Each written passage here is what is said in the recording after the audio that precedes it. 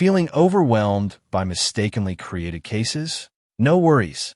HelloNote is thrilled to introduce our new archiving feature. With just one click, you can tidy up and focus on what matters most.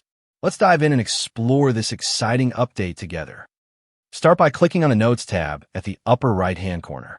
Once redirected to the page, you'll see a list of cases. To archive a case, simply click the Actions button on the right, then select Archive. A pop-up will appear for confirmation. Choose Yes, and the archive case will no longer appear in the case list. Now, let's try archiving a case that has notes in it. Follow the same procedure. Click on the Actions button, select Archive, and confirm the action. A message will appear indicating that the action was unsuccessful due to notes being associated with this case.